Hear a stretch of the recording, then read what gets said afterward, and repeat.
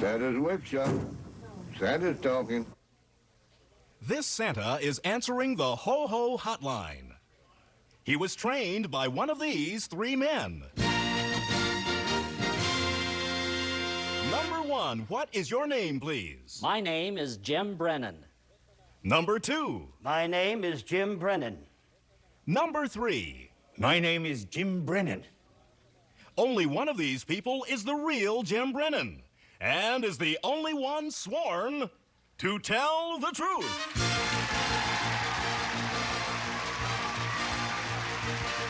Now let's meet our panel. Actor and raconteur, Orson Bean. Tony Award-winning actress, Peggy Cass. Star of the upcoming film, Lena's Holiday, Chris Lemon. And to tell the truth's very own, Kitty Carlisle.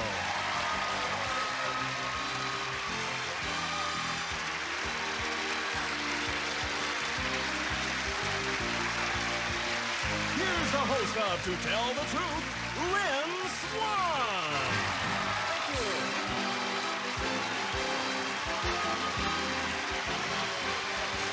Thank you. Hello, everyone, and Merry Christmas to you all. Especially you, Marie Trammell, up in Greene County, California. Panel, Merry Christmas. Merry Christmas. Did you all get what you wanted? Yeah. I always do. You always do? I always get what I want because I ask for it. And that is the way to go. I'll tell you what, let's get right to the story presented by our first team of challengers, all three of whom claim to be Jim Brennan. And here is his story. Please, read along with me. I, Jim Brennan, believe in Santa Claus. I organized the Ho-Ho Hotline. It's a call-in program with more than 1,000 volunteer Santas and Mrs. Santas. All of them live in retirement homes, and some are in their 80s and 90s. Our Santas take a required training course at the Ho-Ho Academy.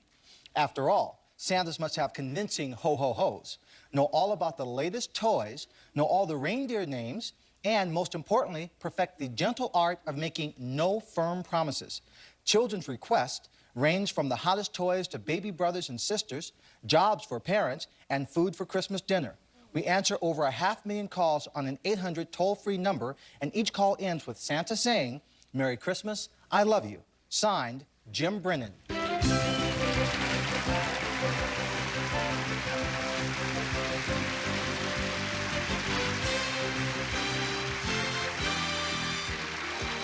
We'll find out more about the Ho-Ho Hotline right after this. Welcome back, everyone. All right, panel. All three of these people claim to be Jim Brennan, and he has a Ho-Ho Hotline to Santa Claus. Kitty, we'll begin the questioning with you. Number one, when did you start this? In 1981. And number two, how come these old folks know all the names of the latest toys and the reindeers and everything?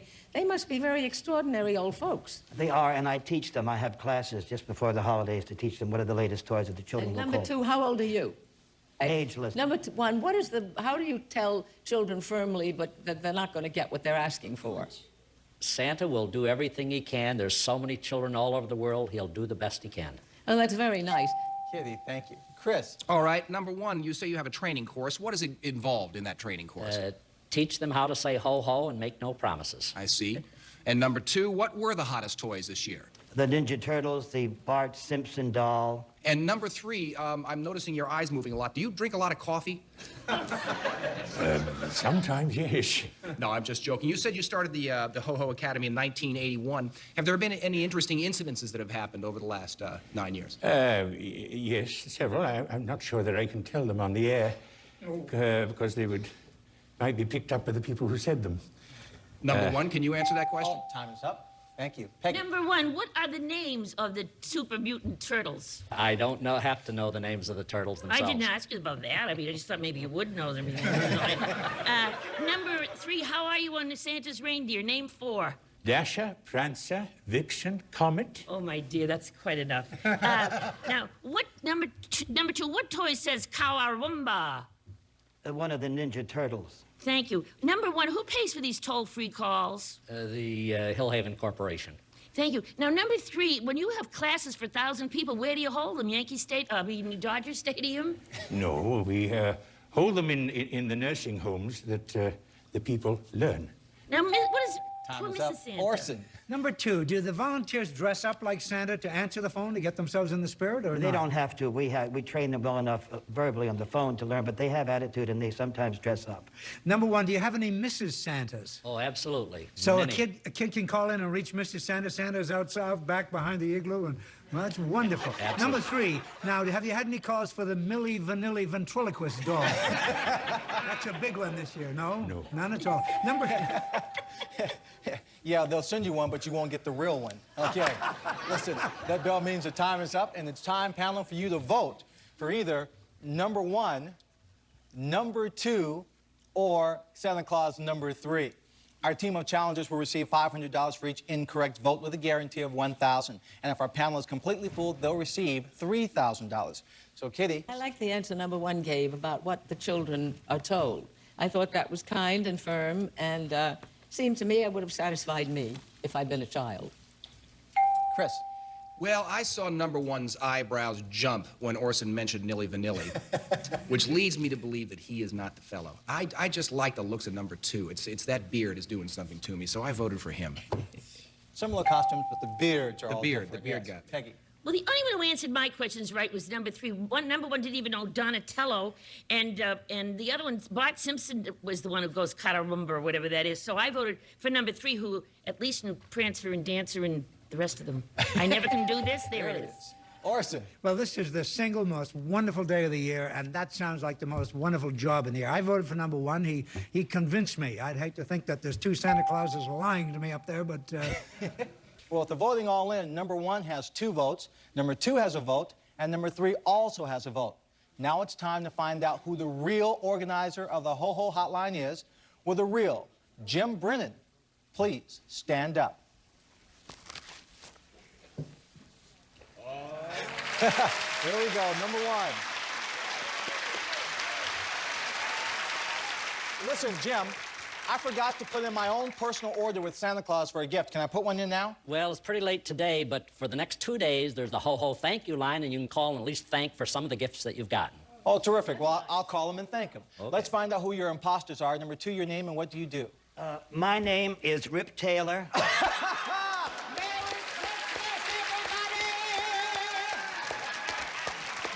Wonderful, Rip.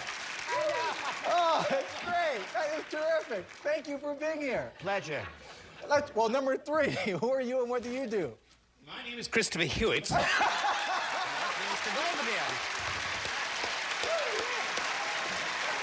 this is terrific. Absolutely terrific. What a Everything delightful burst. Christmas surprise. What? It's a delightful Christmas surprise having you Yes, both here on delightful. the Hot show. one, but nice. You should see the sweat that's falling from my pits. Well, He's swimming. No, you shouldn't. well, listen, you did a terrific job. There are 2 incorrect votes, which means your team will receive $1,000. Thank you all for being here on Christmas Day and playing on To Tell the Truth. We'll be back with a man who will be having Christmas dinner with his family for the first time, his whole family. It's Christmas Day on To Tell the Truth. We're back, so let's meet our next team of challengers. Number 1, what is your name, please? My name is Dean Gilbert. Number 2. My name is Dean Gilbert. Number 3. My name is Dean Gilbert. And panel, it's up to you to locate the real Dean Gilbert, and here is his story. Please read along with me. I, Dean Gilbert, found my brother and now my sister after a 35-year separation. When I was a baby, my parents fell on hard times, and unable to support 5 children, they made the heart-wrenching decision to put me and my baby sister up for adoption. For years, I knew I was adopted and yearned to see my family. On my 35th birthday, I hired a genealogist, and after months of combing through voting and public records, I found my parents. Then, I stumbled upon the phone number of a man I believed might be my brother. When I called, he thought I was kidding, but soon realized that I was his long-lost brother. Together, we located our missing sister. I've spoken to her on the telephone, and I can't wait to see her. This Christmas, we'll set a few more places at the family table for the members who are at long last home for the holidays. Signed, Dean Gilbert.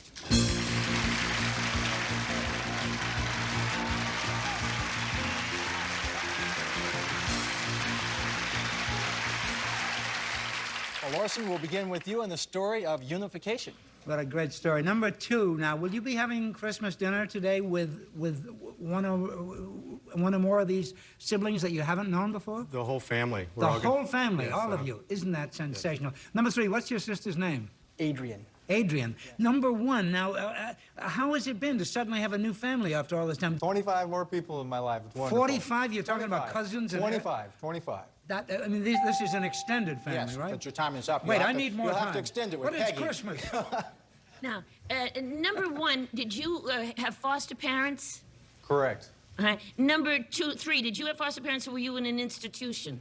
No, I had adoptive parents, yes. Thank you. Well, number 2, did you keep your own name, Dean Gilbert, or did you have your foster parents' name? My Gilbert is my foster parents' name. So Well, now, number 1, did your sister go under the name of Gilbert, too?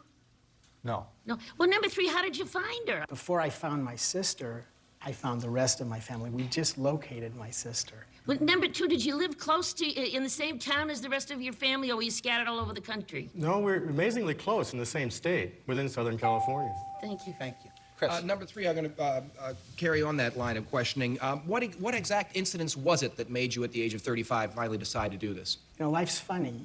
You can have material wealth and still feel an emptiness. Mm-hmm. Well, that's a very good answer. And when you found your sister, what'd you say her name was again? Adrian. Adrian, yeah. And you have met with Adrian? No. No, you're about to. Okay. Yes. Number 1, how did you know that the genealogist had put you on to the right family to begin with? Was it in talking to them? Did you discover in their voices, or did you have to ask them any questions? The genealogist had done a lot of cross-checking, and we called these people and asked them certain pertinent questions. And the questions were obviously answered. Time is up. Thank you. Kitty. Gosh, you know, in the many years that I've been on this show, we've had this situation quite a few times, and I have never known anyone who wasn't overjoyed at meeting their siblings and their parents. Is it possible that you wouldn't like them once you met them? Which number? Who would you Number ask? 2. Okay. It's possible, but the anxiety or the anxiousness is just so overwhelming that when I did, I just cried. So. Number 1, do you have the foster parents as well for this gathering? No, they're not at this one, at a later date. But not today. Yeah. Time is up. Panel, time for you to vote for either number 1, number 2, or number 3. Orson. Well, if they were mine, I wouldn't have given away any of them. But number 2 is adorable. I especially would have kept him. Peggy. And number 2 looks like Kenny Rogers, so I didn't vote for him. I voted for number 3. You were so sweet. I felt you might be putting it on. And number 1, you sort of didn't act so interested, so I figured you're fooling us and you're the real one. There we go. Chris. I'll tell you, even though I didn't get a chance to ask him a question, number 2 just seems to have a wonderful happiness going on inside of him right now. I think some real good things are going on for you, so I voted for you. Beaming from the inside. Yes. Kitty. Well, I felt that it was really number 1, because number 1 said that they weren't going to all be together this Christmas, and I think it would be more tactful to let the foster parents have another day. So I voted for number 1. Well, votes all in. Split between number 1, who has 2 votes, and number 2 has 2 votes. Number 3, you didn't get a vote. Well, now for the moment of truth. Will the real Dean Gilbert please stand up? Number 1. Number 1. Dean, we'll come right back to you. Let's find out first who your imposters are. Number 2, your name and what do you do? My name is Philip Hill, and I'm an architect. Wonderful. A happy architect. Beaming. Number 3. My name is Ed Franklin, and I'm a manufacturer's representative. I sell furniture to furniture stores. Wonderful. Well, there were 2 incorrect votes, and at $500 a vote, your team will receive $1,000. Now, Dean, let's meet the brother that you found after 35 years, John Johnson. Come on in, John.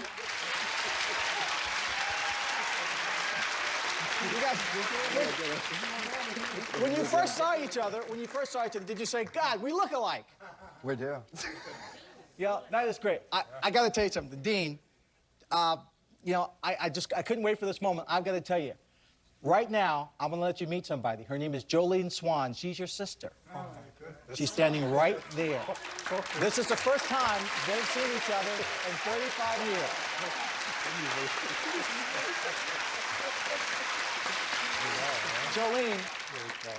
Jolene, when you found out that all this was going on, what was your first thought? Well, I've been searching, so this is great. So it's all together. Well, this is going to be a great Christmas day for your family. I want you to enjoy it and remember it, and there's going to be a lot more down the road. Thank all of you for being here today on To Tell the Truth. We wish you the best. Thank you. We'll be back to play one-on-one with someone from our studio audience right after this. Now it's time to play one-on-one with someone from our studio audience. So, Burton, who do you have for us today? Well, Lynn, today we have Barbara Cohen from El Toro, California. Barbara, welcome to the show. Here's your chance to play one-on-one. I want you to meet a gentleman with 2 stories. Please welcome Mr. X. Now, Barbara, he is going to tell you 2 stories. Only one is the truth. If you spot that true story, you'll win $500. So listen very carefully. Mr. X, what is your first story? My name is Hank Ketchum. I created the Dennis the Menace cartoon strip. That may or may not be the truth, so listen to story number 2. My name is Johnny Marks. I composed the music for Rudolph the Red-Nosed Reindeer. Okay, panel, here's your chance to help Barbara win $500. We'll start with the first story, Dennis the Menace. Kitty. Mr. X, how long has Dennis the Menace been in the newspapers? 40 years. Thank you. Chris? What inspired the character, Dennis the Menace? My son. Peggy. Who played Dennis on TV? Jay North. Orson. What's the name of the neighbor that the Dennis drives crazy? George Wilson. He's in an asylum right now. Now, Barbara, that's story number 1. Listen to this is story number 2. The man who wrote the song Rudolph the Red-Nosed Reindeer. Mr. X, would it be indiscreet to ask you how much you've made out of that show till now? It would be, yes. It's comfortable. Okay. Thank you. All right, Mr. X, if you wrote Rudolph the Red-Nosed Reindeer, obviously you're a musician. How many different types of chords are there in the first verse? In the first verse? First verse. Well, there are only about 4 different chord changes. In the whole song? That's right. That's good enough. Peggy. Thank you. Mr. Marks, was Rudolph the Red-Nosed Reindeer written for a show, or was it by itself first and then the show came later? It was written from a book written by Robert May. In 1949, I wrote it. And the book was written for the Montgomery Ward Company and was given away as a freebie. Oh, thank you. Orson. Do you have a favorite recording artist who's done it other than Gene Autry, the original? Oh, I think Bing did a pretty good job. Who? Of it. Bing Crosby did a pretty good yeah. job. Okay. Barbara, you've heard the cross-examination. Is our Mr. X the man who created Dennis the Menace, or did he compose Rudolph the Red-Nosed Reindeer? I think he's the man who created Dennis the Menace because, first of all, he looks like he has a good sense of humor, and he seemed to know more about that, too. Okay. What is your true story, Mr. X? To tell the truth, my name is Hank Ketchum, and I created Dennis the Menace. Way to go, Barbara! $500. Thank you for playing one-on-one. Now, Hank, Dennis was created in 1950, huh? 1950 was created, released in 1951 to 18 newspapers. He hasn't aged a bit. We have a picture. Can you tell us about that very first drawing of Dennis the Menace? Oh, that was, yes, it shows the Mitchell family being heisted from their little silver they have. And Dennis's father is down there with a drawn gun, and a proud little Dennis looks up at his dad and says, "Attaboy, Dad, squirt it right in his eye." That's great. It still works today. And for all of you who are interested in reading the history of Dennis the Menace, you can in Hank's new book called The Merchant of Dennis. Correct. Thank you very much for being here on To Tell the Truth. Thank you. We'll be right back in just a moment.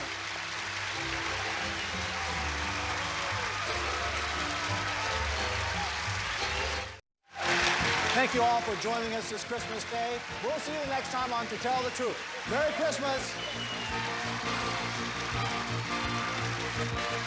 This is Burton Richardson speaking for To Tell the Truth. The Mark Good